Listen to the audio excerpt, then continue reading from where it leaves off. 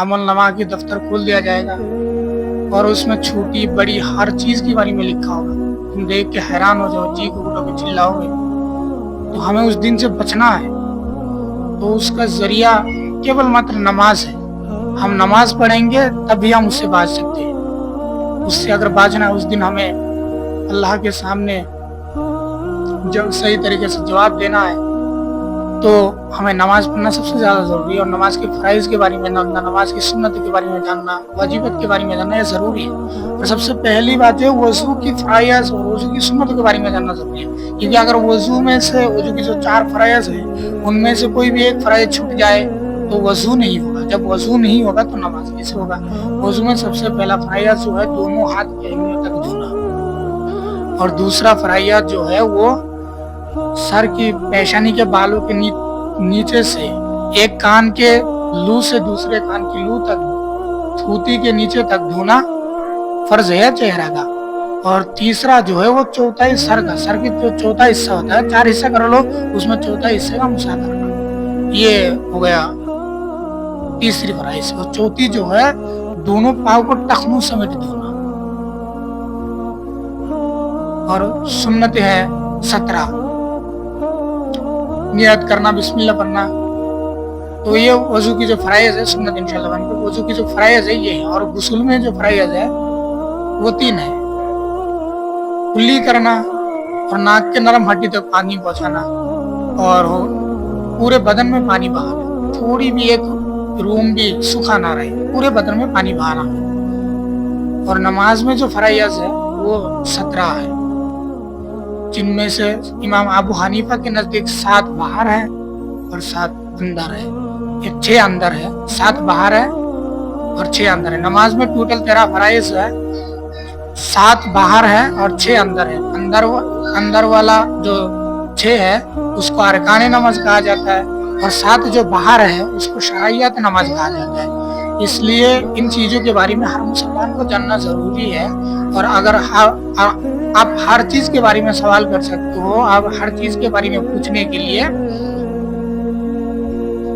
हमारी Facebook page ITV Assam को follow कर सकते हो और यूट्यूब पर इस्लामिक TV आसाम को फॉलो कर सकते हो, जिनमें हम आए दिन नमाज की हर मसलक बताते रहते हैं और इंशाल्लाह बताएंगे, हर चीज के बारे में बताएंगे। आप उसमें जाकर देख सकते हो और फेसबुक पेज ITV आसाम को फॉलो कर सकते हो। और नौजवान भाइयों बहनों से यही गुजारिश है कि जितना हो सके हराम रिलेशन से दूर रहो। ये 14-15 साल के अंदर जितना शहद जमा होगा वो एक ही चुटकी में पी के चला जाएगा। उसके बाद जब फोन करोगे तो कह देगा तुम कौन हो, जानते ही नहीं हम, फोन काट दो। और तुम रोगे बिलोगे और स्टेटस डाल दोगे। हर हाल में मुस्कुराना चाहिए, हर हाल में अल्हम्दुलिल्लाह कहना चाहिए। और जब कोई अल्लाह की याद आ जाता है उस वक्त वजू की फराइज के बारे में पूछे पता नहीं, गुस्ल की फराइज के बारे में पूछा पता नहीं, नमाज किस तरीके से पता पढ़ा जाता है पूछे तो पता नहीं। लेकिन स्टेटस तो बड़ी लगा दी है। अल्हम्दुलिल्लाह हर हाल में खुश रहना चाहिए। तो अल्लाह से पनाह मांगो और इन बेहया कामों से दूर रहो, हराम रिलेशन से दूर रहो, अपनी हिफाजत करो और अल्लाह की कामों में दिल लगाओ। जब हुजूर सल्लल्लाहु अलैहि वसल्लम को अल्लाह ने मेराज में बुलाकर नमाज का तोहफा दिया, हुजूर सल्लल्लाहु अलैहि वसल्लम मेराज से जाने के बाद सहाबा के साथ जो ये वाक़िया बताए तो हुजूर सल्लल्लाहु अलैहि वसल्लम ने फरमाया सहाबा से कि अल्लाह ने मुझे एक तोहफा दिया। सहाबा ने पूछा या रसूल अल्लाह कौन सा तोहफा है? हुजूर सल्लल्लाहु अलैहि वसल्लम ने फरमाया नमाज। सहाबा ने सुनकर खुशी से झूम उठा और कहने लगा अब तो हमें अल्लाह से मांगने का जरिया मिल गया।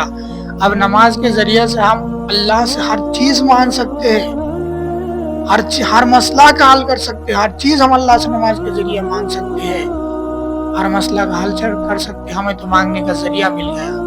अरे वही नमाज है, वही नमाज है। अल्लाह ने हम मुसलमानों पर सबसे पहली जो फर्ज किया वो नमाज है। हम मुसलमानों सबसे पहली फर्ज करने वाली इबादत जो है वो नमाज है। अल्लाह ने सबसे पहली फर्ज किया। और मरने के बाद हमसे अगर सब पूछा जाएगा तो वो सबसे पहला नमाज के बारे में पूछा जाएगा। सबसे पहला जो पूछा जाएगा नमाज के बारे में पूछा जाएगा। हम मरने के बाद हमें ये नहीं पूछे थे तुम्हारा कितना जमीन था, कितना गाड़ी था, कितना गर्लफ्रेंड था, कितना बॉयफ्रेंड था, ये नहीं पूछेगा।